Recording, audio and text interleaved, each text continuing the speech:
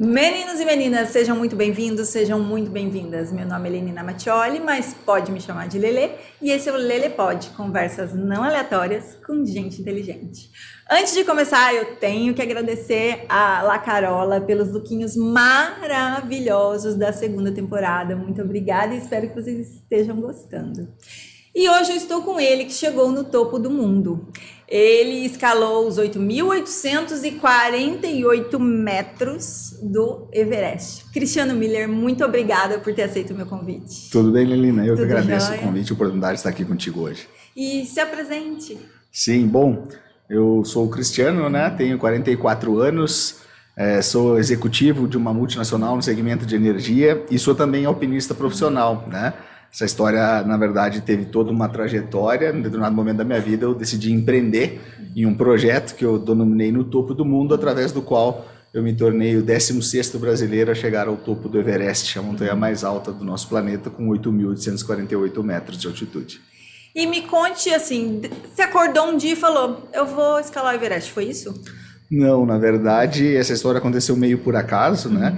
Eu sempre fui um cara que pratiquei muito esporte, gostei muito, né, de atividades principalmente em contato com a natureza, que nós chamamos de atividades outdoor, mas não tinha contato com o mundo da alta montanha, até porque aqui no Brasil, né, nós não temos montanhas de altitude. Para quem não sabe, a montanha mais alta do nosso país é o Pico da Neblina, né, localizado lá no estado do Amazonas, que segundo as últimas medições aí tem menos de 3.000 metros, Nossa. né?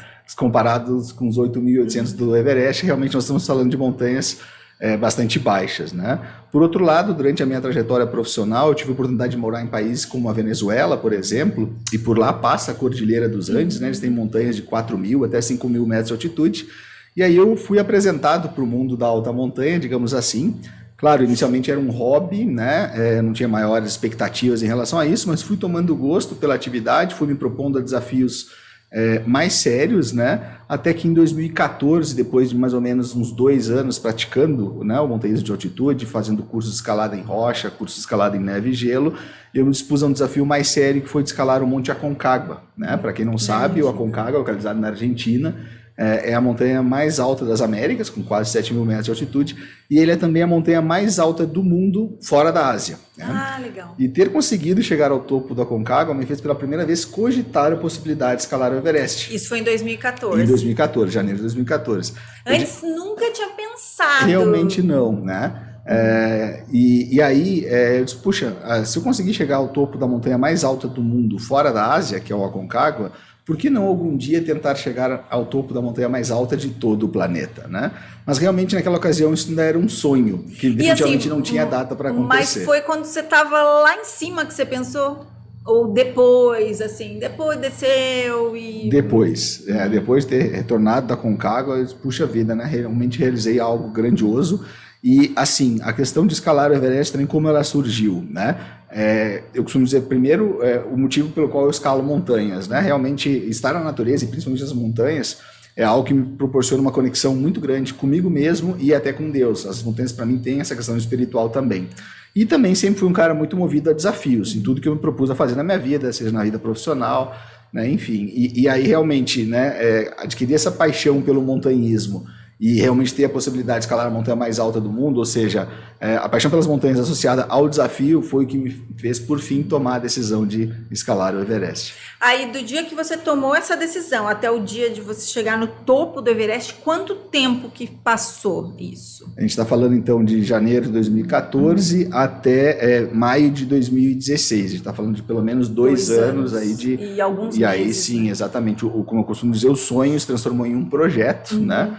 Para o qual eu fiz todo um planejamento e uma preparação, enfim, mas pelo menos 2 anos aí depois de ter tomado a decisão. E como que é isso? Daí você falou, bom, vou pro Everest. E como que alguém se prepara para ir pro Everest? Primeiro porque não começou do nada, né? Porque a pessoa não levanta de manhã igual aquele filme que eu te falei, a escalada. Oi, tudo bem? Vou para o Everest. Você já tinha uma história na montanha, você já tinha habilidades que foram desenvolvidas para tal. Mas ainda assim, é Sem um dúvida. projeto grandioso e arriscado, né? Claro.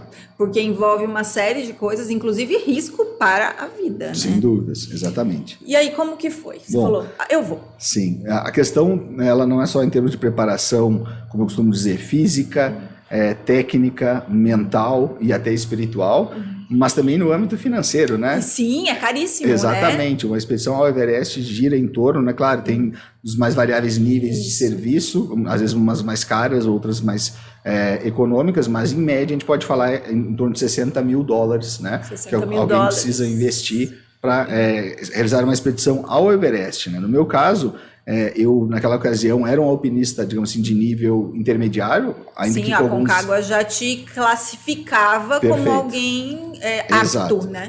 Mas ainda assim, acreditava que precisaria me desenvolver mais, Sim. né?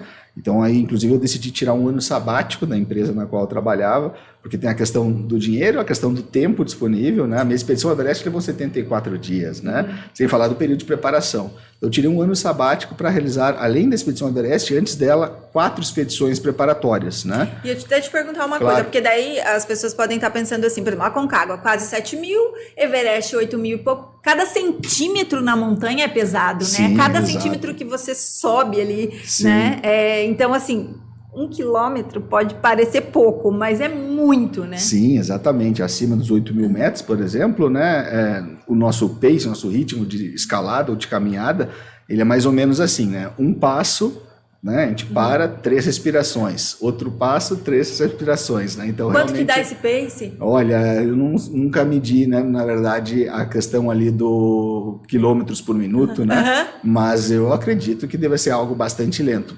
A gente, na montanha, não mede muitas distâncias horizontalmente, sim, a gente chama metros verticais, né? Então, por exemplo, a gente conseguir subir 100 metros verticais em 1 hora é considerado um tempo bom, um ritmo bom, né? Coisa que, por exemplo, no nível do mar a gente faria em muito menos tempo, né? Para as pessoas terem uma ideia, tá? Assim, por exemplo, na corrida de rua, que você está no plano, você faz, por exemplo, 6 minutos por quilômetro, você está devagar. Exatamente, né? exatamente. Então, assim, é muito diferente. Sim, sem dúvidas. Exatamente. Mas aí, voltando ao Everest. Claro. E aí? Certo. Então, a partir do momento que eu tomei a decisão, eu fiz todo um planejamento financeiro, né? Realmente me preparei para poder financiar esse projeto, como eu falei, com a expedição do Everest e as expedições preparatórias, né? E você tinha patrocinadores? Eu, num primeiro momento, não, mas aí o legal foi que, né, na ocasião, eu atuava nessa empresa multinacional do segmento de energia há 20 anos aproximadamente. Estava lá na Venezuela, e aí comuniquei à empresa que, se fosse possível, né, gostaria de tirar esse ano sabático, mas na ocasião eu estava preparado para o pior cenário. Qual seria o pior cenário? Eu ter que pedir demissão, né, depois de 2 décadas de trabalho dedicadas à empresa. Mas com muita transparência eu disse a eles que realmente não é que eu não gostasse de trabalhar na empresa, que eu quisesse ir para um concorrente, por exemplo, e simplesmente o que estava acontecendo era o fato de que eu tinha um sonho, que agora sim havia se transformado em um projeto, e que eu precisaria de 1 ano para executar esse projeto, e que se ao final dele a empresa desejasse que eu retornasse às minhas atividades, eu teria o maior prazer em fazê-lo. Afinal, a empresa sempre havia sido a minha segunda casa, né? E aí, para minha alegria, Lenina, e a minha grande felicidade, né, depois de avaliar a minha proposta, a empresa resolveu não somente me conceder esse período de licença, como também patrocinar uma parte do projeto, né? Claro, não foi patrocínio total, completo, mas foi realmente algo que me ajudou muito, né? E sou muito grato. Porque o que a gente pensa são $60 mil para o Everest, Exato. mas houveram todas escaladas anteriores ali Sim. que também requerem recursos, né? Sim, o projeto como um todo ele custou na ordem de $120 mil, né? Está falando aí, por exemplo, tranquilamente o valor de um imóvel de um padrão considerável, Sim. né? Se a gente converter o valor em reais, por exemplo, né? Mas aí eu costumo dizer também, né? Quanto vale a realização de um sonho? É isso que eu ia falar, né? tipo, às vezes você tem um imóvel, beleza, mas você não foi para o Everest. Sim, eu já tinha, graças a Deus, ali a oportunidade de ter uma casa própria, sei lá, o meu carro, conquistado algumas coisas materiais, digamos assim, na minha vida, mas realmente era algo que eu achava que valia a pena investir e que acabou, inclusive, me trazendo muito retorno, inclusive no âmbito financeiro, depois de ter conquistado a montanha mais alta do mundo.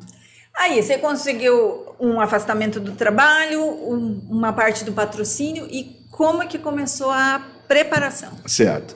E, bom, como eu falei, o projeto em si ele durou 1 ano, né? Então eu me ausentei da empresa. Claro, ao longo, né, dessa trajetória que começou lá em 2012, quando eu conheci o mundo da alta montanha, eu, né, já me mantinha, digamos assim, preparado do ponto de vista físico. E aí a principal preparação para quem escala montanhas, né, na parte física é realmente o treinamento aeróbico. Então eu corria, né, primeiro, né, corridas de rua, depois conheci o mundo das corridas de montanha, que realmente me proporcionam, né, correr, que é algo que eu gosto bastante, e estar nas montanhas, né? Você já era um corredor, então? Sim, né? já era. E aí comecei a, digamos assim, desenvolver. Antes eu corria 10 quilômetros, meia maratona, depois comecei a praticar, correr maratonas de montanha, ultramaratonas, né?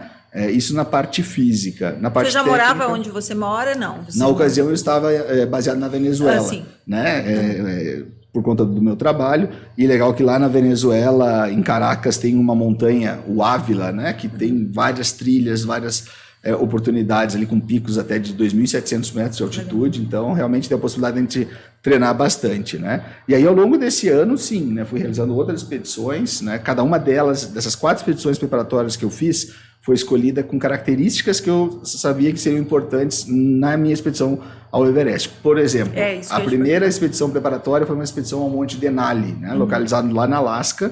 É considerada a montanha mais fria do mundo. Né? As temperaturas lá podem chegar tranquilamente a menos 50, né? E por isso que nós utilizamos essas roupas especiais aqui, depois né? eu vou te perguntar das roupas. Sim. Menos 50? Exato. Então, por que eu escolhi o Denali? Congela tudo, embora esteja totalmente coberto, sem dúvida, você tem que tomar muito cuidado com a questão dos congelamentos de extremidades. Isso, né? Nariz, pontas de dedos dos pés, né?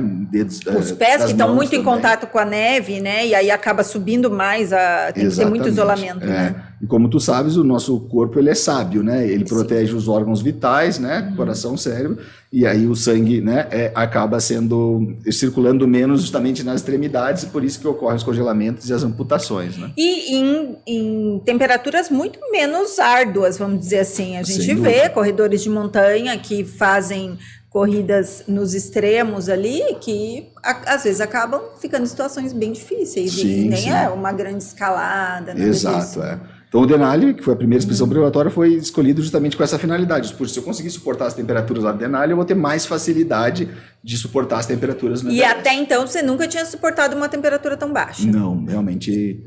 Talvez assim, a montanha mais fria que eu havia escalado havia sido o próprio Aconcagua, onde lá nós enfrentamos menos 20. Tranquilo.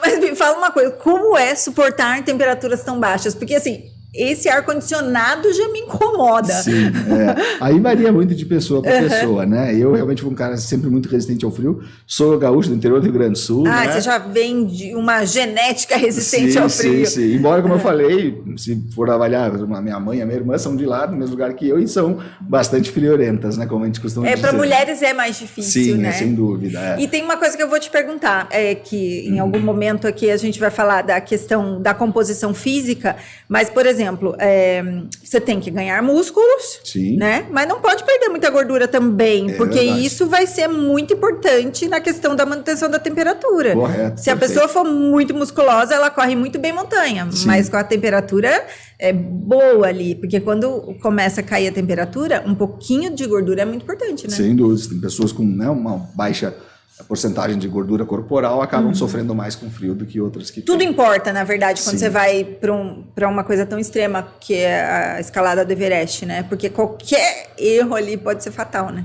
Exatamente, a gente está falando, né, realmente jogando com as nossas vidas, né? Então, quanto mais a gente estiver preparado, como eu comentei, fisicamente, tecnicamente, né, mentalmente e até espiritualmente, com certeza mais...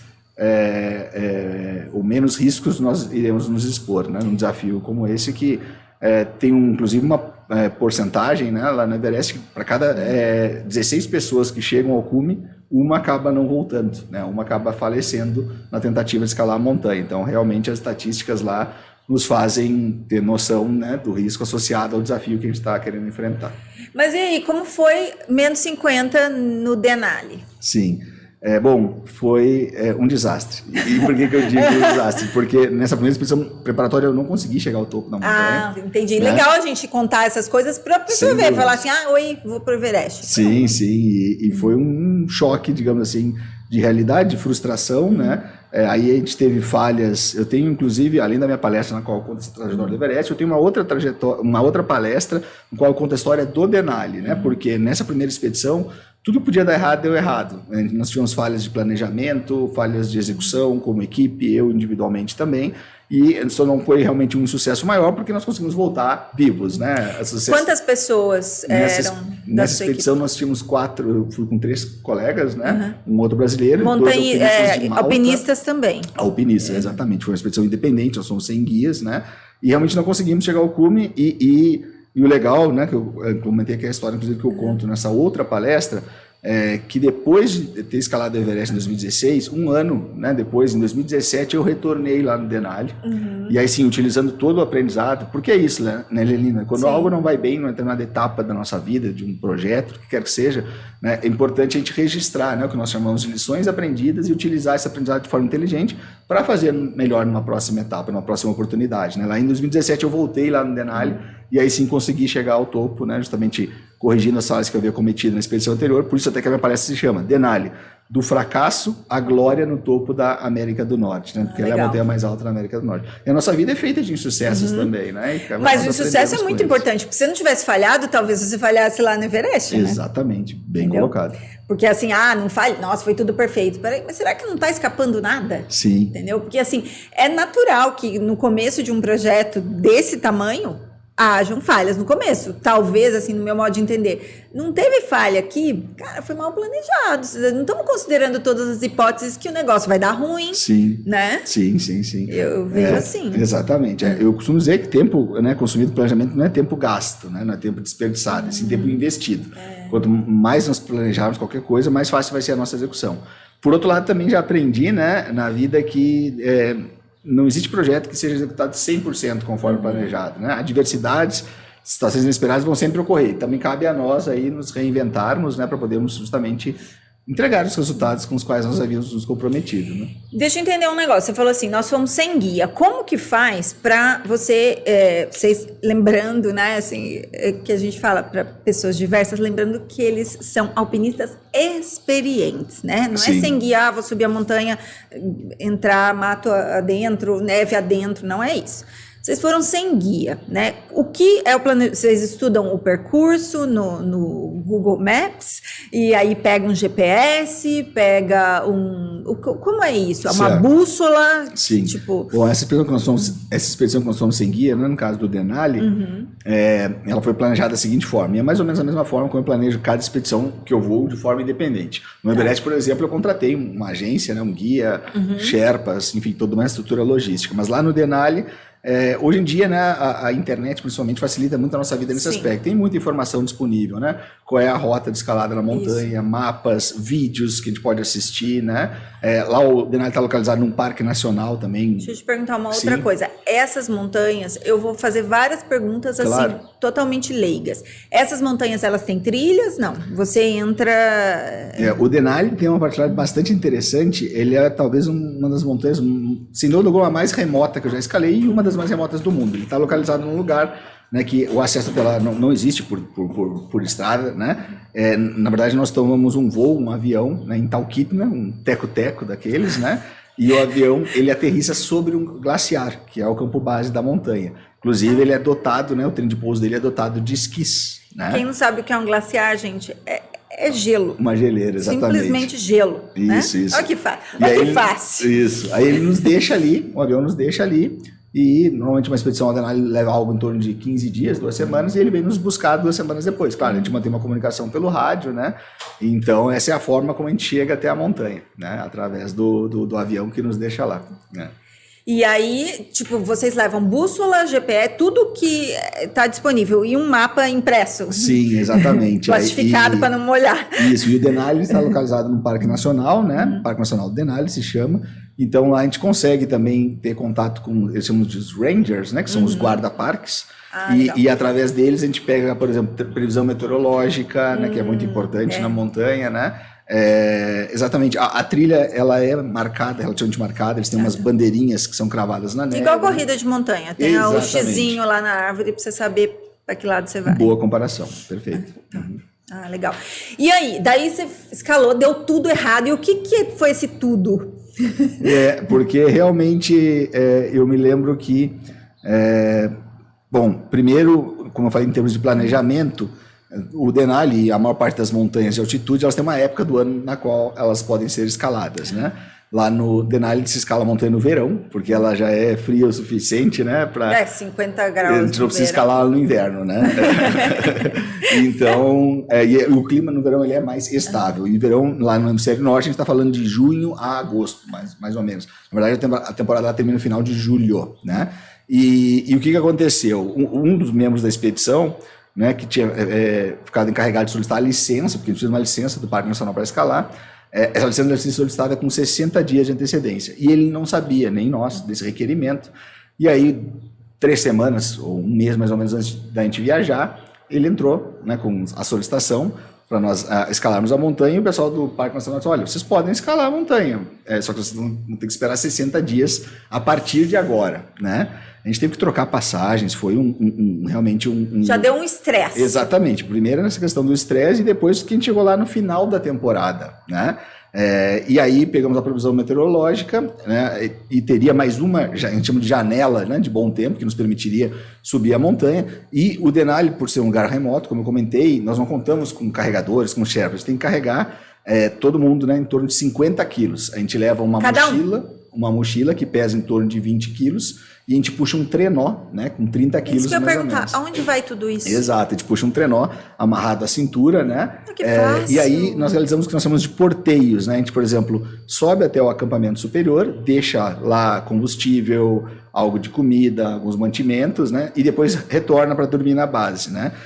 Isso nos ajuda em 2 aspectos. Primeiro, o de realmente a gente, como eu falei, fracionar o peso que a gente está carregando. Sim. E segundo, de nos acostumarmos à altitude. Existem estudos que indicam que essa é a melhor forma de nós adaptarmos nosso corpo à altitude, né? Escala alto e dorme baixo. Então a gente vai Isso, até treinamento de atletas, né? Isso. Treina no alto e depois compete no baixo. Perfeito, exatamente.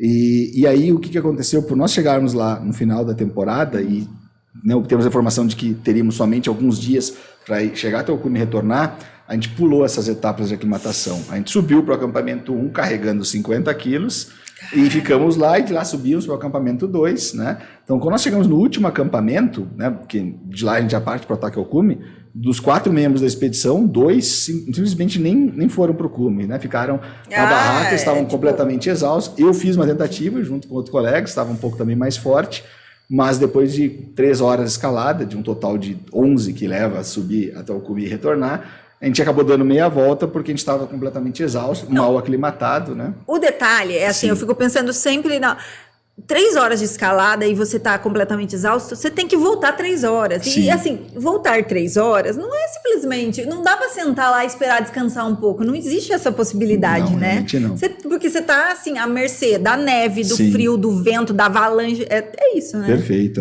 Realmente, na montanha a gente precisa se manter em movimento, né? Existem, inclusive, pessoas, isso é curioso, que por exaustão acabam sentando e acabam pegando no sono. E a gente chama isso de sono eterno, né? É muito perigoso porque quando a gente está quase, né, realmente pegando no sono, o nosso corpo ele tem uma sensação de calor, né? A gente, por algum momento, se sente confortável e aí, eventualmente, as pessoas pegam no sono e depois não acordam mais, né? Isso é algo realmente bastante, não digo comum, né? Mas acontece eventualmente e realmente é bastante perigoso. Aí deu tudo errado, vocês voltaram tudo para trás, falou, não vai dar o Everest. Ou não, você falou... O Denali.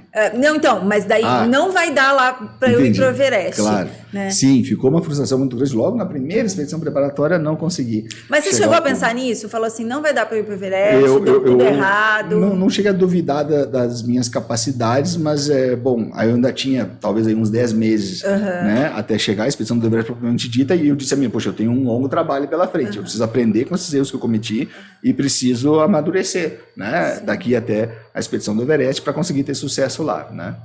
E aí depois na segunda expedição preparatória eu fui lá para os Alpes, né, fiquei uns 20 dias mais ou menos na região do Mont Blanc, ali em Chamonix. Não era frio. Quer dizer, era frio, mas não era tão frio. Com o Denali, não, né? Lá eu fiz algumas montanhas mais técnicas e era o principal objetivo. Montanhas técnicas quer dizer você escalar mesmo ali a rocha, escalar no gelo. Isso. Aqui eu não entendo nada de alpinismo, mas prender a corda e puxar e descer, é isso. Exatamente. Né? O Denali, por exemplo, embora nós utilizemos cordas, porque nós temos que atravessar, que nós chamamos de gretas, né? Que são aquelas fendas no gelo, então nós andamos encordados um ao outro, para caso um caia, né? Ou outro, Mas daí se um cai, não cai todo mundo? Tem justamente equipamentos que a gente utiliza, como essa piqueta, né?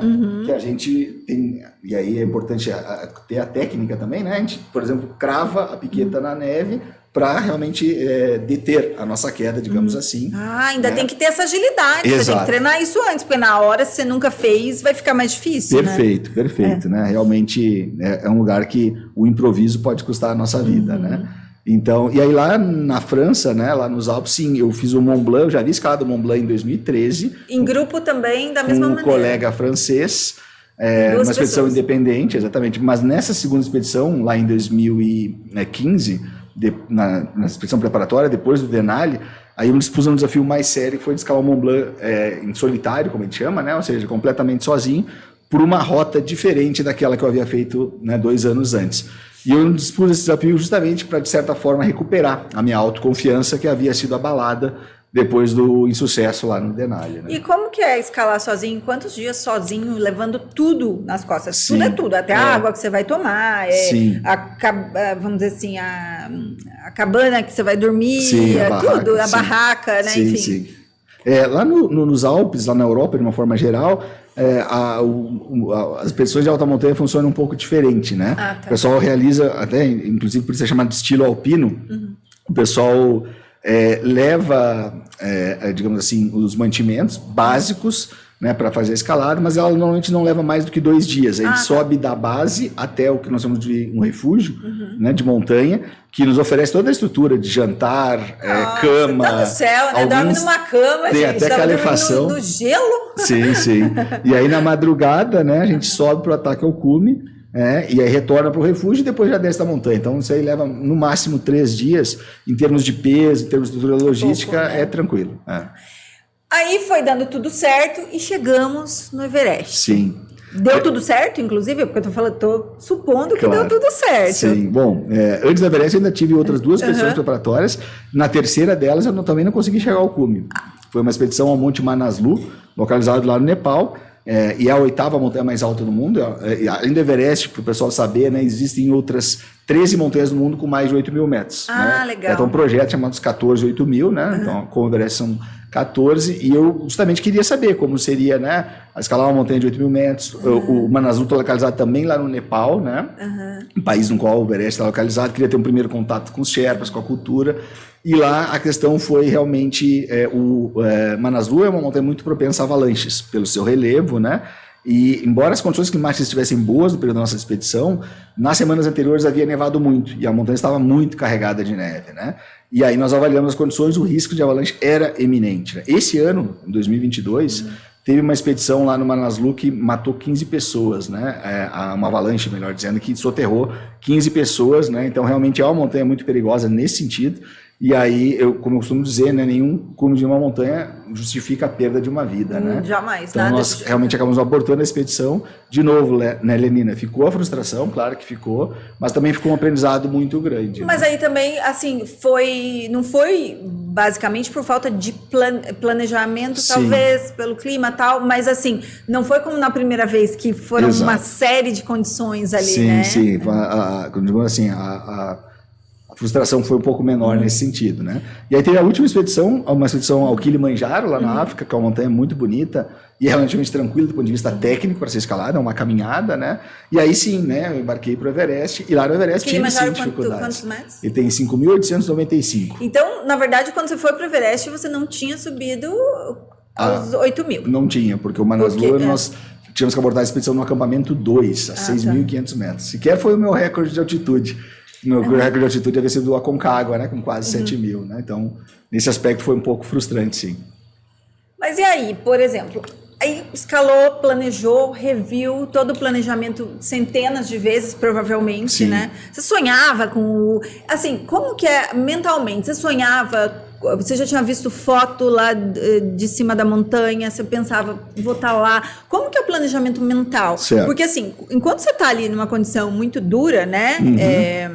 Eu vejo isso assim, nas corridas de montanha, que às vezes você tá numa situação ali que, tipo, a cabeça não tá ajudando muito. E aí você tem que sabe, buscar ali e falar, não, calma, só mais um passo, só mais uma árvore, isso em condições muito confortáveis, comparando uma escalada, sim, né? Sim. Como que você buscava isso? O que você fazia mentalmente? Você fala que você tem essa questão religiosa ali, essa questão de crença, quando vai para a montanha, era aí que você se baseava? Exato, né? Eu acho que, né, fazendo até uma analogia com o que tu acabaste de comentar, acho que o segredo, né, não só para escalar o Everest, mas para talvez qualquer objetivo grandioso que nós nos proponhamos a executar, é dividir esse objetivo grandioso em metas intermediárias, né? Então, bom, quando eu cheguei no Nepal, né, em Katmandu, que é a capital do país, eu disse, bom, meu primeiro objetivo é chegar saudável ao acampamento base, né? Só para o pessoal saber como funciona a expedição, né? Nós tomamos um voo de Katmandu para Lukla, né? Se o pessoal buscar aí no YouTube, aeroporto de Lukla, tá lá, aeroporto mais perigoso do mundo, né? Já começa aí, né? Exato, a adrenalina já é logo na chegada até esse vilarejo, né? De onde nós iniciamos uma caminhada que leva em torno de 7 dias para chegarmos à base da montanha. Hoje é muito comum, inclusive, pessoas realizarem somente esse trekking, né? Essa caminhada até a base da montanha. Pessoas que já fizeram esse pedacinho. Sim. Não tem carro, tipo, não dá para jogar as coisas lá num 4x4 e... Não, definitivamente não. No lado sul, não. O Everest pode ser escalado... Sim, isso. Tem a ele questão pode ser do escalado, lado sul, lado norte. Exato, pelo Nepal, que é a face sul da montanha, ou pelo lado norte, que é o lado chinês, do Tibete, né? E no lado norte, sim, é possível chegar em 4x4 até um dia de caminhada do campo base. Nesse aspecto, a logística, ela inclusive as pessoas são mais curtas por conta disso, né? No lado sul, a gente tem que caminhar esses 7 dias. Você foi no lado sul? Pelo lado sul, Porque vamos fazer, já que a gente vai fazer, vamos fazer o mais difícil, né? Mas sabe que tem dificuldades dos dois lados diferentes. Então, por exemplo, na questão da aproximação ao acampamento base, o lado sul é mais complexo. Aí, logo no caminho entre a base e o campo 1, tem a famosa e temida cascata de gelo, né? Que, como o nome diz, é uma cascata, uma cachoeira congelada, com blocos que pesam entre 30 e 40 toneladas, com avalanches, né, caindo a todo momento, fendas de 30 a 40 metros de profundidade. É o lugar que mais matou gente em todo o Everest, né? 2014 teve uma avalanche que caiu lá, justamente oriunda de um bloco né, que se desprendeu e soterrou 19 Sherpas que estavam instalando aquelas escadas, né, que nós utilizamos para justamente atravessar essas fendas, né? Eu vi foto disso. Escada, daí tem um abismo, daí você vai... Perfeito. Um passinho, um negocinho da escada, é isso? Sim, a gente, né, ainda tem, para facilitar ou para dificultar ainda mais esse processo, né, acoplados às nossas botas, né, na parte inferior delas, a gente tem umas pontas metálicas, nós chamamos de crampons, que nos ajudam a ter maior aderência com o gelo, né, principalmente os gelos mais escorregadios. Entretanto, para atravessar aquelas escadas de alumínio acaba sendo um complicador, né? E isso, por exemplo, é algo que... E aí eu falo a importância da preparação. Lá no Manaslu tinha esse tipo de obstáculo também. E aí, embora não tenha chegado ao cume, né, eu tive a oportunidade de aprender justamente, né, a superar esse tipo de obstáculo. Ali, né, muito melhor, como tu comentaste antes, né? Quando a gente se deparava pela primeira vez lá no Everest, né, realmente a chance de insucesso acaba sendo maior, né?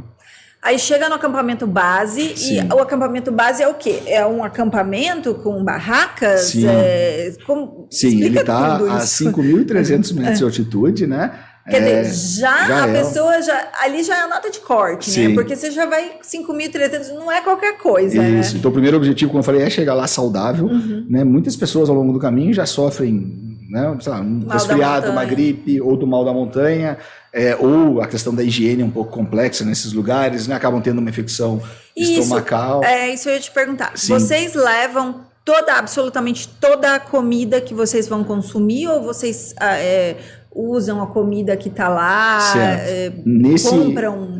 Nesse trekking, né? A gente, ao longo desses 7 dias, a gente para em, que eles chamam de lodges, né? Que são pousadas. Sim. Também aí tem um nível bastante bom de conforto, eles servem refeições. Sim. Né? Então, e aí depois que a gente chega na base, né? No caso, eu escalei com uma agência americana, e eles levaram comida dos Estados Unidos, então a nossa refeição era café da manhã bem estilo americano, ovos, bacon, salsicha.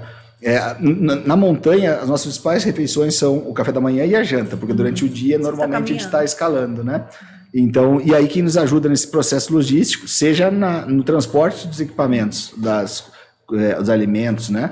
Tanto na preparação são os Sherpas, né? Que são a população local lá dos Himalaias, né? Que são adaptadas pela altitude por uma questão genética, exato, né? Exato, A seleção natural selecionou os Sherpas como grandes, assim, pessoas que suportam grandes altitudes. Sim, né? Para tu teres uma ideia, né? Na minha expedição eu fui acompanhado 100% do tempo por um Sherpa, um personal Sherpa, como nós dizemos. E aí eu ia te perguntar isso. Por exemplo, você pode contratar um guia para ir com você, mas pode ter uma expedição que vá um guia com a expedição, tem isso? Isso, né? No meu caso, o nosso grupo era composto de 8 alpinistas, né? Era um grupo, digamos assim, multicultural, tinha eu de brasileiro, tinham 6 americanos. Todo mundo era a primeira vez? E um indiano, não, tinham pelo menos 3 ou 4 que estavam retornando da montanha, eles tinham tentado no ano anterior, em 2015. Então ninguém tinha chegado? Ninguém. Em 2015 teve um terremoto no Nepal, né, que infelizmente tirou a vida de mais de 8 mil pessoas, e foi durante a temporada da Everest. E aí, por conta disso, a temporada foi cancelada. Em 2015, ninguém chegou ao topo do Everest. Então o pessoal estava retornando lá, grande parte deles, né? E aí, então, são 8 alpinistas, ou eram 8 alpinistas, nós tínhamos 2 guias, então um guia para cada 4 clientes, e um Sherpa para cada alpinista, né? Isso permite, por exemplo, a uma pessoa que eventualmente queira descer, queira abortar a escalada, que ela possa fazer isso acompanhada, que ela não precise descer sozinha, e que as demais não precisem retornar com ela, né? Que as demais possam continuar. Porque das duas questões, é péssimo, tipo, você quer voltar, você tem medo de voltar sozinho, só que você tá numa situação, medo que eu digo assim, receio, insegurança, quer dizer, você já quer voltar, você não tá se sentindo confortável ali, aí você não pode voltar sozinho, ou pode voltar sozinho se arriscando. Sim. E também, como que você vai pedir para todo mundo descer junto, né? Exatamente. Não tem como, então, né? Nesse aspecto, ter um personal Sherpa, né? E aí, falando sobre eles, né? Tu comentaste da genética e tudo mais, né? O que me acompanhou, ele chamava Nigma Sherpa, quando ele chegou ao cume comigo, ele tinha 33 anos e foi o 6º cume de Everest dele, né? Então, esses Sherpas são uma espécie de super-homens, realmente, né? Nesse beleza, aspecto. chegou, tá bom. Sim. O recorde de cumes do Everest é de se não me engano, eram 22 ou 23 cumes, né? De um Sherpa também, obviamente, né? Que normalmente, mesmo para eles, é muito difícil chegar com mais de uma vez na mesma temporada. Sim. Porque o desgaste que a gente submete no nosso corpo é extremo, né? Mas ele, em alguma temporada ou outra, conseguiu subir mais de uma vez, né? E acho que talvez ao longo de 15 anos de carreira tenha mais de 20 cumes de Everest. Impressionante. Aí vocês chegam no acampamento base, e aí o que acontece lá? Então, assim, dali da onde pousou o avião, vocês têm 7 dias de caminhada, chegou no acampamento base. Perfeito. Nem começou ainda, né? O passeio, vamos dizer. Aí, quanto tempo no acampamento base? Certo. Aí, primeiro objetivo, então, cumprido, né? É chegar saudável até o tudo, vamos dizer assim, igual você está comentando, metas bem específicas. Exato, perfeito.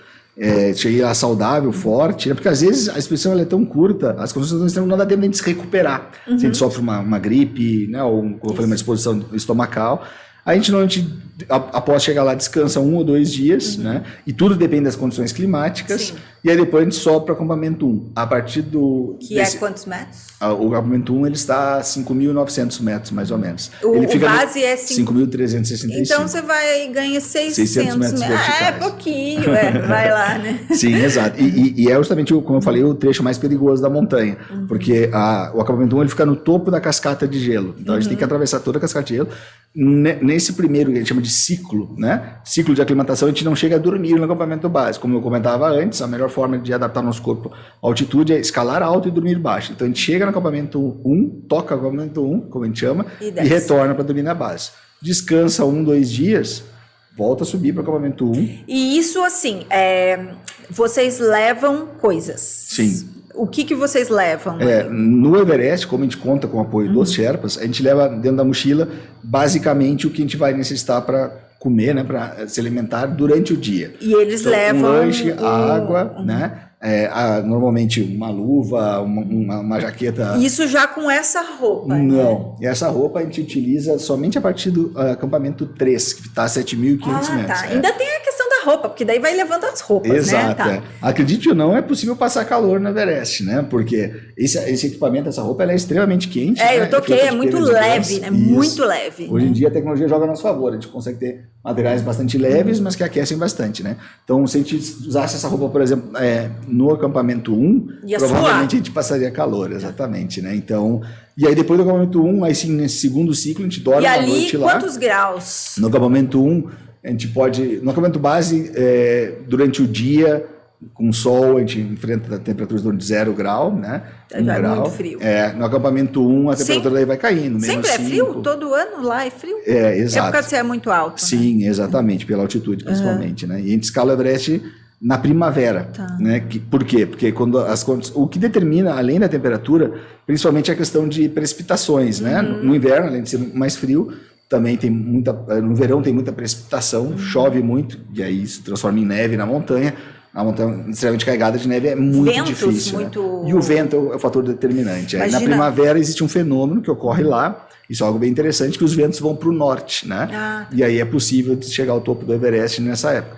Para ter uma ideia, a primeira vez que o homem escalou o Everest foi em 1953, o Hillary, né, um neozelandês, acompanhado de um Sherpa, o Tenzing Norgay. O dia de cume deles foi dia 29 de maio.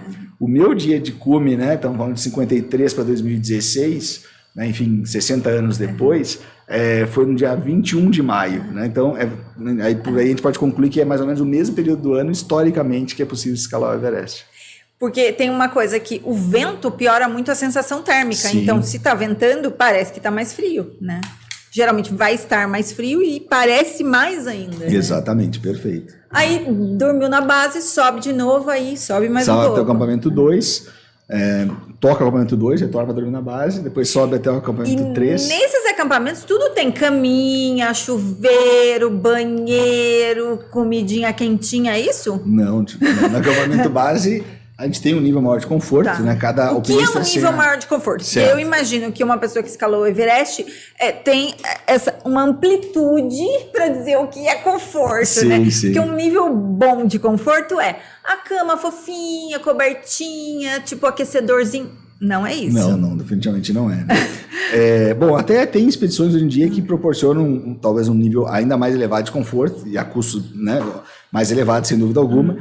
Mas no meu caso, né, nós tínhamos sim uma barraca refeitório, onde nós podíamos fazer as nossas refeições, né, durante o dia e no jantar também à noite. E essas barracas ficam montadas já nessa base, já é fixo, é isso? Na temporada, os Sherpas vão lá, montam essa estrutura, lá. Termina a temporada, né, ela leva em torno de 2-3 meses, desmontam e o restante do ano aquele é um lugar fantasma, né? Tá. Exatamente. E aí, nós temos nossa barraca individual, né? Na parte alta da montanha a gente é obrigado a dividir a barraca com um companheiro, basicamente por questões de peso. Na base não, a gente tem a nossa barraca individual. Tem uma barraca banheiro, como nós chamamos, uma espécie de banheiro químico, né? Também os dejetos são levados depois de helicóptero para Katmandu e destinados. Nós temos então a possibilidade de tomar um banho no acampamento base, né? Porque daí vai ser ser normalmente difícil. O banho ocorre aí ao final de cada ciclo de aclimatação, o que na prática dá mais ou menos um banho por semana, né? Realmente para nós brasileiros que somos, né, bastante adeptos ao banho é complicado, né? A nossa higiene no dia a dia a gente utiliza lenços, esse lenço umedecido, né? Exatamente. Eu pergunto isso porque assim, às vezes a gente nem pensa nisso, né? Gente, é tudo restrito, sim, né? Sim. E à medida que a gente vai subindo, a montanha, o nível de conforto vai diminuindo. No campo 1, como eu falei, barraca dividida, não tem barraca refeitória, né? E como é feita a refeição? Ali a neve, tudo, certo. E o fogo ali, sim. Marshmallows. Tipo, tô brincando, mas assim, é isso? Não. A gente leva fogareiros para cozinhar, né? A gente utiliza basicamente a neve para produzir água, seja para beber ou para cozinhar. Então também. Vocês não carregam água? Carregamos água que a gente vai tomar durante o dia, né? Mas assim, levar água para cima para o acampamento, para cozinhar, não, a gente utiliza... Porque a água é muito pesada. Sim, exatamente. Tudo é muito pesado, se for... E aí essa água da neve, ela não contém, né, os sais minerais que nós necessitamos, né, a gente é obrigado também a fazer um complemento ali, né? Isso que eu ia te perguntar, de suplementos, tipo assim, cápsula de sal, cápsulas ou eventualmente algum alimento proteico, algum pó que seja proteína. Sim. O que vocês levam nessas expedições? Porque tudo isso tem que ser calculado, tem que ser o número de dias, a quantidade de refeições, refeições, porque cada grama vai Sim. pesar e ao mesmo tempo não pode faltar. Perfeito, exatamente, né? Não pode faltar. E, como eu costumo dizer, o que determina o peso que a gente carrega dificilmente vai ser um item de 3 quilos, 4 quilos. É o somatório de vários Isso, itens de de micro 200 coisas, gramas, 100 gramas, 50 gramas, né? Então, nessa parte de suplementos, aí depende, né, de cada um. Para mim, o que funciona muito, por exemplo, na parte de hidratação, eu levo o soro em pó, né? Nas coisas de montanha já fazia isso. Tem um que se chama Reidrate, inclusive, Isso. né? Que ele não é muito agradável, digamos assim, o sabor dele, mas eu costumo dizer, é ruim, mas é bom, né? Porque... mas chega uma hora também que você tá num extremo tão grande ali que você fica pensando, o que eu preciso fazer para que isso dê certo? Aí, tipo, o sabor, mas não tem a comida. Você não tá importando com isso. Sim. É uma outra, vamos dizer assim, é um outro propósito Sem ali, dúvida. né? Sim, sim, exatamente. E aí na parte de alimentação, por exemplo, é muito comum o pessoal levar gel de carboidrato, né, para suplementar. Eu levei alguns também, mas eu levei algo que fez muito sucesso lá com os gringos, lá, com os americanos lá, foi doce de leite em cubinhos. Nossa, né? imagina, que é algo que o pessoal não conhece, né? E lá no acampamento. Que maravilhoso, tipo um carboidratinho com gosto de doce de leite. Exato. Nossa, isso deve ser o sonho. Porque para quem corre na montanha, quando você come uma paçoquinha, um doce de leite, já é. Imagina lá diferente. Exato. Depois desse rolê todo, né? E tu comentavas da questão mental, né? É justamente isso. Às vezes, puxa, quando eu chegar lá no acampamento, eu vou comer um chocolate. Né? Nossa, a gente isso colocar até prêmios, né? Para realmente metas intermediárias que a gente vai cumprindo, né? Tipo, eu vou sentar e vou comer este chocolate. Sim. E aí vai se, assim, a partir do momento que vai subindo, as condições vão ficando cada vez mais precárias, né? Exato. E qual é a altura, assim, a altitude que tem uma desconexão, vamos dizer assim, com qualquer tipo de, não sei se isso acontece, mas com qualquer tipo de auxílio, a não ser seja por rádio, que você vai ter que esperar 3 dias do helicóptero ir lá te buscar se der algum problema. Certo. Os helicópteros que operam lá no Everest hoje, eles chegam no máximo até o acampamento 2, que está a 6.500 metros. Né? Ou seja, aconteceu algum problema, você obrigatoriamente, se precisar ser resgatado, você tem que descer. E aí, quando dá algum problema, tipo, quebrou a perna... Exato. Suponho, eu estou chutando... Mas... Sim, é possível de acontecer, né? Então, a pessoa, de alguma forma, tem que tentar descer por sua conta ou auxiliada, né? Pelos Sherpas, normalmente... Mas é muito difícil, né? Por isso que os acidentes que acabam acontecendo acima, principalmente dos 8.000 metros, da zona da morte, né? Em boa parte, né, das vezes acaba sendo fatal, né? E inclusive é uma das razões também pelas quais hoje nós temos muitos corpos lá no Everest. É, né? isso porque eu ia te perguntar. Até para resgatar um corpo é muito complicado. E outra, porque para resgatar um corpo, o helicóptero não chega, teria que ter uma pessoa que suba e que desça com o peso, Exatamente. Né? 80, 90 quilos, 70, 50 que seja. Sim, né? sim. Ela tem que subir até lá, eventualmente aonde tiver o corpo, com toda a bagagem e preparo de um alpinista, com toda a comida e todo geralmente não é sozinho, para descer um corpo. Então, sim, assim... E às vezes colocando a própria vida em risco.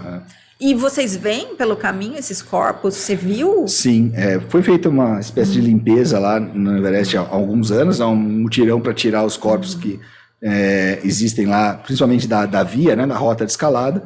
E detalhe, congelados, então eles estão intactos. Exato. No ano que eu escalei a montanha, em 2016, naquela temporada nós tivemos 6 mortes, né? E eu, na descida do cume, passei pelo corpo de um holandês. E o que é isso? Que havia falecido horas antes, né? Realmente ele estava ali, né, já com algo de neve por cima. E quando eu digo que a preparação mental é importante, é óbvio que a gente não está 100% preparado, né, para aquilo, né? Mas aí eu sabia, antes com essa expedição, que eu estava, né, digamos assim, sujeito a me deparar com esse tipo de situação.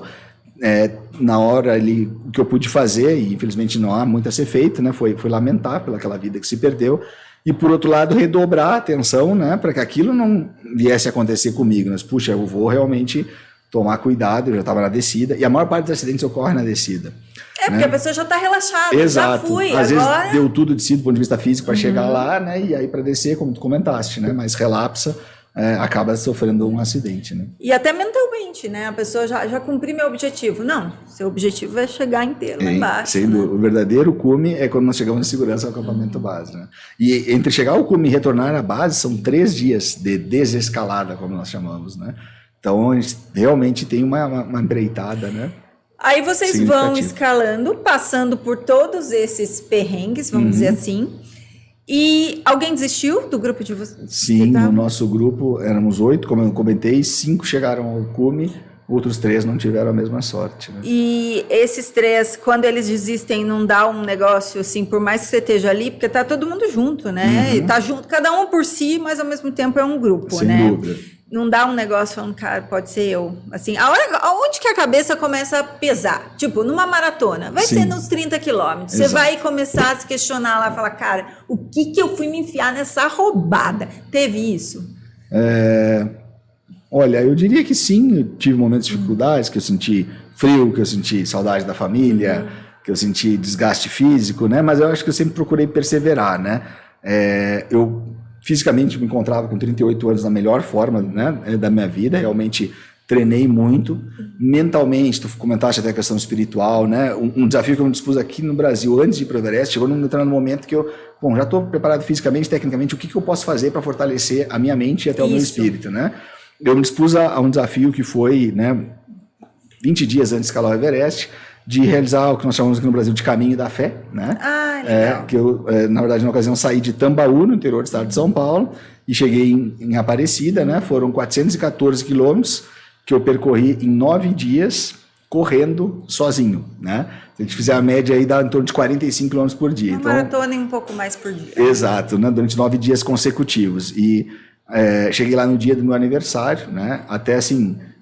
como eu falei, semanas antes de embarcar para o Everest, teve pessoas que me disseram, puxa, Cristiano, o risco de lesão que tu submeteste, mas eu estava tão confiante, né, tinha tanta fé, e realmente nos momentos de dificuldade que eu tive lá no Everest, eu me lembrava, né, dessas situações, desses momentos, e isso me deu uma fortaleza muito grande aí para me deparar. Então não cheguei digamos assim, a cogitar de desistir, a não ser num episódio específico que eu tive lá, que foi um acidente. Né? Ai, me conte isso. Sim. Quando eu estava no caminho do acampamento 3 para o acampamento 4, né? O acampamento 3 está a 7.500 metros de altitude, o acampamento 4 está a 8.000 metros de altitude. Ele já está na zona da morte. Zona da morte a partir dos 8.000? Exatamente, né? E por essa razão, a gente sequer passa uma noite lá. A gente descansa algumas horas, chega lá à tarde, descansa algumas horas, porque o nosso corpo já naquela altitude não se adapta, realmente... Não consegue adaptar. Vocês levavam oxigênio? Não. Sim, a partir dos 7.500 a gente utiliza um cilindro de oxigênio que a gente leva na mochila, ele pesa em torno de 7, 8 quilos, Eu né? fico pensando num cilindro de mergulho, porque tipo assim, o mergulho, aquilo é pesado pra caramba. Tudo bem que o cilindro de mergulho é muito maior, mas assim, já dá pra... Porque aquilo lá é pesado. Exato. E o ar pesa muito pouco ali, mas o cilindro, e depois deixa o cilindro lá, não tem que trazer de volta, né? Exato, E a gente usa mais de um, inclusive, né? A gente tem que trocar o cilindro, e aí... Quantos cilindros vocês levaram? Pelo menos 3 cilindros cada alpinista acaba utilizando, né? E aí os Sherpas nos ajudam, nós temos que carregar... Usam. Eu diria que talvez não precisassem, a maioria deles, né? Mas quando eles estão trabalhando, quando eles estão guiando, eles usam força, por questões até de segurança, né? Com certeza, se ele utilizar, ele vai estar mais forte. Isso, e aí, certamente. por conta disso, a possibilidade de ele nos ajudar, prestar um auxílio, né? Ela é maior, né? E o que tem no cilindro? Oxigênio 100%? Oxigênio. 100%? 100% oxigênio, exatamente. Então, assim, para... vamos dizer assim, grudar em tudo que é hemácia, passou uma hemácia voando ali, já gruda um oxigênio para conseguir ter fôlego. E aí, a partir dos, você falou 7.500? No campo 3, a gente começa a utilizar oxigênio. E usa o dia inteiro? Não, dá uma respirada, como é isso? Usa o dia inteiro, inclusive no acampamento 3, quando a gente dorme a noite anterior lá, né? Com oxigênio. A gente dorme, aí é um fluxo menor, né? Meio litro por minuto, 1 litro por minuto, né? E a partir do momento que está escalando, a gente escala mais ou menos a 3 litros por minuto, 4 litros por minuto, é considerado um fluxo normal de escalada, né?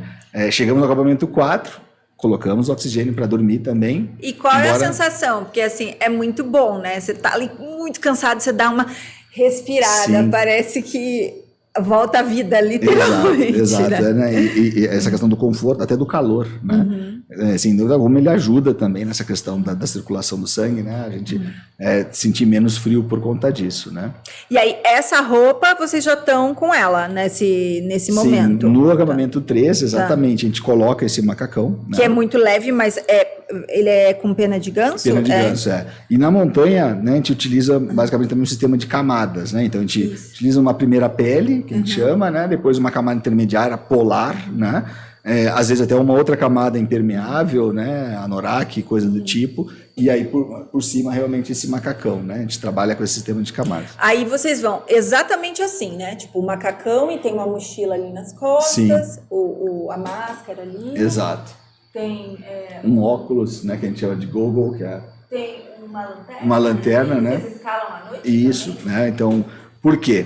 Porque no Everest, na maior parte das montanhas, o clima normalmente ele piora no período da tarde, né? Tá. Então a gente sai pro ataque ao cume do acampamento 4, antigamente saía em torno de meia-noite, hoje sai cada vez mais cedo. Nós saímos às 8 horas da noite, foram 11 horas, ou são mais ou menos 11 horas até chegar ao cume. Eu cheguei no cume às 7 da manhã, né? Me explica, eu quero que você me explique do acidente. Não, vamos falar do acidente, depois a gente fala do ataque ao cume, Perfeito. que é bem específico. Ok. Pra gente... Claro.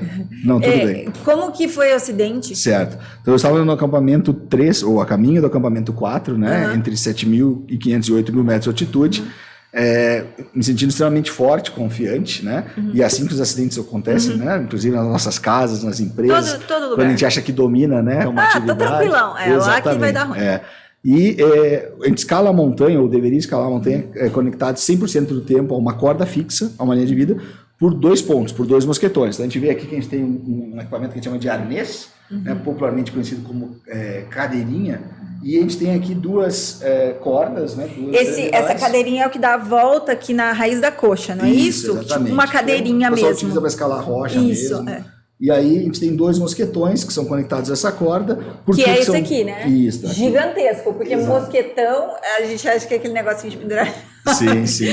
É gigantesco. Esse aqui também, ali em uma das extremidades tem um jumar, que é um equipamento que a gente consegue se puxar, digamos assim, né? Ele é unidirecional, num sentido ele trava, mas enfim, e aí existe um procedimento que nós deveríamos executar quando a gente quer, por exemplo, ultrapassar um alpinista que está escalando num ritmo mais lento que nós, que consiste primeiramente em pedir licença para essa pessoa, ela tem que parar, e aí tu desconectas um mosquetão da corda, passa na frente dessa pessoa e depois repete a operação com outro mosquetão. Para quê?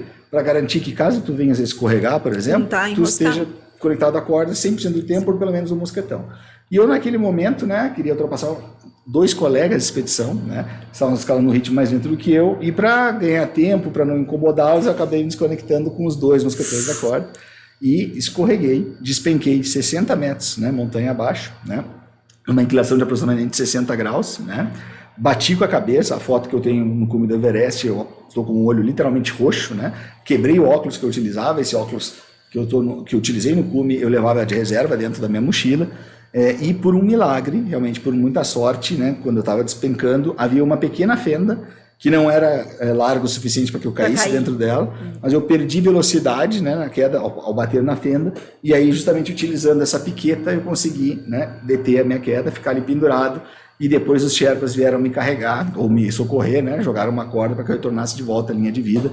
E aí eu cheguei ao acampamento 4, né, em condições extremamente debilitadas, né, tanto do ponto de vista físico, porque o trauma que eu submeti ao meu corpo... do ponto de vista psicológico, do tipo, quase morri. Exato, agora. Eu estava arrasado, né, psicologicamente, puxa vida, depois de um ano de preparação, depois de 60 dias de expedição, que eu já levava, né, naquela ocasião, colocar tudo a perder por conta de um erro bobo, né, um erro estúpido, né.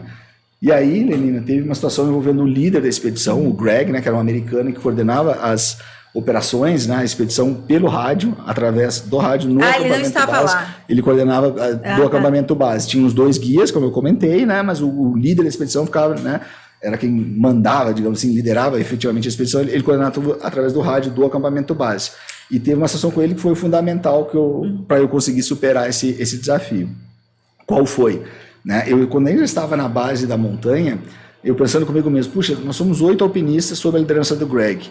além de nós 8, haviam outros 4 grupos de 8 alpinistas também sob a liderança dele, né? Eles, como é que eu posso fazer para que caso eu venha passar por uma situação de adversidade, um problema, né, o Greg lá em cima não me considere como somente um a mais, né, dos 40 alpinistas que tinham sob a liderança dele. E eu tive a ideia de propor um trato ao Greg. E qual foi esse trato, né? Os funcionários da agência, International Mountain Guides, a agência com a qual eu escalei, eles utilizavam um boné, né? Ele como líder da expedição, os Sherpas, né? Nós como clientes não tínhamos acesso, né, a utilizar esse boné. E aí eu propus o seguinte trato ao Greg, quando eu estava indo no acampamento base, antes de iniciar o ataque ao cume, né? Eu disse, Greg, se eu chegar ao topo do Everest, e somente se eu chegar ao topo do Everest, tu vais me vender um boné desse que vocês têm, né? Ele disse, puxa, Cristiano, por que queres boné? Nós temos umas jaquetas. Não, eu quero um boné. Temos um trato ou não temos um trato? E naquele momento selamos um acordo, né? E quando eu estava no acampamento 4, dias depois, né, após ter sofrido acidente, onde eu te comentei, sequer nós passamos uma noite lá, descansamos algumas horas, de lá vamos para o ataque ao cume, que leva algo em torno de 11 horas, né, para a gente conseguir chegar ao cume, mais 4 horas para descer, a descida é mais rápida. Eu questionava, aí sim, né, foi o primeiro e talvez o único momento da expedição que eu tive dúvidas sobre as minhas capacidades, né. E aí, através do rádio, eu disse a ele, Greg, primeiramente eu queria te pedir desculpas pelo erro que eu cometi e queria te dizer que eu vou sim tentar, né, chegar ao cume do Everest, mas caso eu veja que não tenha condições de ir e voltar em segurança, eu vou dar meia volta, né, porque a segurança para mim, a minha vida é algo muito importante, mas enfim, ele, Cristiano, e ele tinha total autonomia para, por exemplo, expulsar a expedição. Ele tinha vocês, por exemplo, no contrato lá, Sim. ele é o responsável por retirar um alpinista que não esteja preparado para continuar. Ele Perfeito, pode ele isso. tem, nós temos um termo que dá essa autoridade a ele, né? E ele podia ter feito isso, né? Ou podia ter me dado uma bronca, o que ainda talvez colocaria ainda mais para baixo a minha moral, né? Mas ele, como excelente líder, né? Ele disse, Cristiano, realmente foi uma falha grave que tu cometeste, que menos mal não teve consequências, né, mais sérias. Agora trata de descansar essas poucas horas que tu tens aí no acampamento 4, porque não sei se tu te lembras, nós temos um trato e eu tenho um boné aqui te esperando e eu não quero entregar esse boné para nenhuma outra pessoa, né? E aquilo foi algo que realmente me motivou, né, me inspirou, né, me fez realmente sair horas depois, né, forte como um trator, eu costumo brincar, do acampamento 4, escalar por 11 horas ininterruptas, e chegar lá no cume do Everest, e aí foi muito especial chegar ao topo. Me explica esse ponto, assim, tipo, como é que você falou? Ataque ao cume. Sim. O que é isso? Certo. Tipo, a gente, então, depois de chegar no acampamento 4, por volta que é o último, né? Exatamente, tá 8.000 metros, por volta de 3, 4 horas da tarde, a gente descansa algumas horas, e como eu te disse, às 8 da noite, a gente, né, sai, coloca o macacão, a roupa, liga a lanterna, e sai, né, em direção ao que nós chamamos de ataque ao cume. 60 graus, Exatamente. abaixo de zero. Mais ou menos isso. E daí o que você pensa? Você fala, tô muito perto, mas será? Ainda dá aquela coisa, tô perto, mas não tô mais perto do que nunca estive, né? Sim, sim. Mas eu havia estudado muito a rota, né? Então. Isso que eu ia te falar. Não tem uma trilha, né? É uma rota e vocês se guiam por bússola e tem o rádio. É só isso. A rota ela é bem marcada. Marcada. E tem mais porque tem as cordas fixas, como eu comentei, que são previamente instaladas pelos Sherpas, então é só seguir. É só seguir, não tem erro. Exatamente, Não dá para se perder no Everest. É muito difícil, né? Realmente é muito difícil. Você precisa querer se perder. Sim. Embora seja escuro, né? Como eu comentei.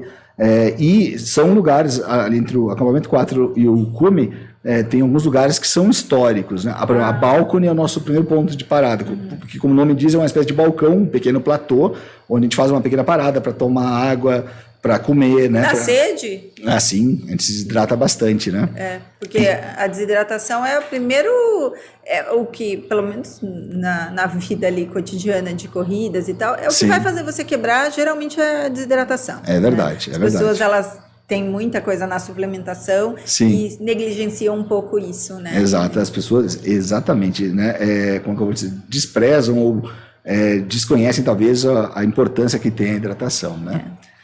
E aí depois nós temos o que nós chamamos de escalão Hillary, que é em homenagem também ao primeiro alpinista que chegou ao topo do Everest, que é uma parede de aproximadamente 6 metros de pedra, né? Que realmente é o que nós chamamos de crux, talvez o ponto mais difícil desse ataque ao cume. E aí depois ali, 15 minutos, a gente está no topo. Só alegria. Né? Exatamente. E tudo isso com oxigênio. Tudo isso com oxigênio.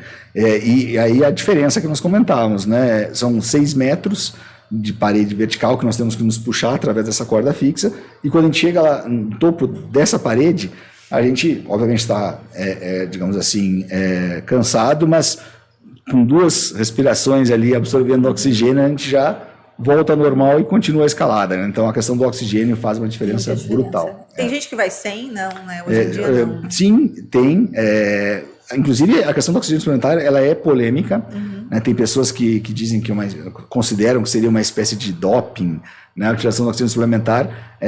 Eu, particularmente, penso que é um equipamento de proteção individual, um EPI fundamental. De proteção à vida. Para tu teres uma ideia, Lenina, no ano que eu cheguei ao cume do Everest, até 2016, nós tínhamos, segundo dados oficiais, né, 282 mortes lá no Everest. Das quais 160 foram de pessoas que não estavam utilizando oxigênio suplementar. Nós tivemos um brasileiro até hoje na história que faleceu tentando escalar o Everest, né? Foi o Vitor Negrete, que em 2006 queria se tornar o primeiro brasileiro a escalar o Everest sem oxigênio suplementar. De fato, ele conseguiu chegar ao cume, mas acabou falecendo na descida, segundo consta de edema pulmonar, né? Então, de novo, pode ser uma questão polêmica. Para mim, basicamente, eu considero um item essencial para a nossa segurança. Na verdade, assim, eu trabalho com atletas e a questão do doping é você favorecer, né, a pessoa conseguir um resultado que ela não conseguiria sem aquilo, porém, se você retirar aquilo, você não tem risco de vida, igual você falou. Então, quer dizer, você começa a arriscar a vida por não ter a suplementação. Sim, né? Então, sim. Já começa a ter uma chance maior de morte. Não faz sentido nenhum, né? Eu concordo contigo. Né? E aí, chegar lá, assim, e essa parte é a mais legal ali? É o ápice, né? Que você fala, pô, tô chegando. Sim. E aí, o que tem lá em cima? Bom, aí eu cheguei lá, né, peguei o rádio, né, chamei o acampamento base, dizendo Base Camp. Aqui quem está falando é o Cristiano Miller, né, diretamente do topo do mundo. Podem separar essa porra desse boneco que eu tô descendo aí para buscar. E perdão pela expressão, mas foi exatamente a expressão que eu utilizei naquele momento e pude ouvir o grito de todos comemorando através do rádio. Então é um momento de êxtase, né? Que a Não gente... só para vocês, mas para eles. Exato, lá, né? Realmente. E eu pude realmente contemplar, como eu falei, as montanhas para mim tem essa questão também de conexão, né, com Deus e tal. E realmente estando no pedaço de terra mais alto da Terra, isso acaba, né, sendo exponenciado de uma forma muito significativa, né? Passei 40 minutos lá em cima, que é considerado um tempo longo, contemplando a vista, celebrando com quem me ajudou também nessa empreitada, no caso o Nigma Sherpa, né? Mas também é um momento, Lênin, de muita serenidade, né? É um momento de a gente saber, como a gente falava, que o cume é a metade do caminho, que a verdadeira comemoração só vai se dar por completo na base, né? E aí chegar à base, encontrar o Greg e receber o boné das mãos dele, foi muito especial, né? E aí tem até uma situação engraçada, né? Envolvendo isso, porque quando eu cheguei na base, ele estava lá com o boné na mão, naquele jeito americano deles, assim, já sei que você veio buscar, né? Você veio buscar esse boné, né? E eu falei, sim, vim buscar o boné. E fui ao encontro dele para receber o boné, e ele olhou para mim e falou assim, são $20. Né? Porque acordo é acordo, você combinado não sai caro, né? E eu disse, puxa, como assim? Não, são $20. Tive que ir na barraca buscar o dinheiro ali, paguei o boné. E aí depois, até na sequência, gravei uma entrevista para o Globo Esporte.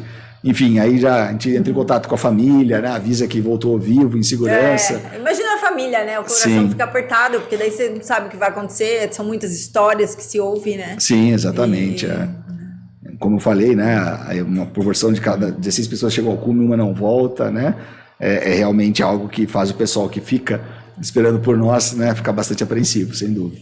E o que mudou, assim? Ou se ir até o Everest, escalar e chegar, se mudou alguma coisa ou se deu mais certeza das certezas que você tinha? Certo. Mudou, né? Eu não digo que, assim, o fato de ter chegado ao cume do Everest me transformou, né? E sim toda aquela caminhada, principalmente ao longo de todo aquele ano, né? Então os lugares que eu visitei, culturas, pessoas que conheci, sensações que experimentei, me fizeram um homem diferente, né? Então quando eu retornei do Everest, por exemplo, eu retornei às minhas atividades na empresa, era um acordo com eles, né? Continuei, né, ainda por algum tempo, né, nessa área de gerenciamento de projetos, né, no segmento de usinas hidrelétricas, mas paralelamente a isso comecei a dar palestras, compartilhar minha experiência com as pessoas, contando como foi essa trajetória, e também comecei a sentir cada vez mais falta de estar nas montanhas, né? Não somente os períodos de férias não eram mais, digamos assim, suficientes, né, para que eu pudesse satisfazer essa minha paixão pelo montanhismo, né? E aí, eu, em 2017, resolvi tomar uma decisão que foi a de abrir a minha própria empresa, né? Fundar a No Topo do Mundo, Expedições e Consultoria, que tem justamente esses dois segmentos. Hoje eu levo pessoas, né, como guia para expedições de alta montanha. Legal. E também tenho as minhas palestras, né, e treinamentos corporativos para empresas, né, fazendo justamente essa analogia entre os desafios do mundo corporativo com os desafios da montanha, né?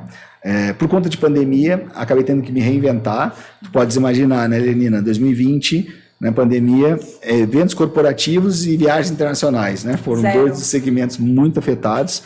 E aí, até em 2020 surgiu um convite para eu voltar para a empresa, né, na qual eu trabalhava. E eu, depois de avaliar, né, o convite, disse a eles que aceitaria com uma única condição, que era de poder continuar com a minha empresa, com a No Topo do Mundo. Óbvio que agora eu tenho que novamente conciliar as minhas expedições com períodos de férias, mas assim, a gente assinou inclusive um termo no qual eu posso, por exemplo, realizar as palestras, né? E é algo que me traz muita satisfação, porque me permite realizar duas das coisas que eu mais gosto na vida, né? Que são estar nas montanhas e justamente compartilhar minha experiência com as pessoas, né? Também, no ponto de vista de onde eu vivia, né? Daí eu acabei me mudando para Santo Antônio do Pinhal, na Serra da Mantiqueira, né? É um lugar perto da montanha. Exato, que me permite justamente isso, ter essa conexão mais constante aí com a natureza e com as montanhas. E para a gente terminar, você voltaria ao Everest?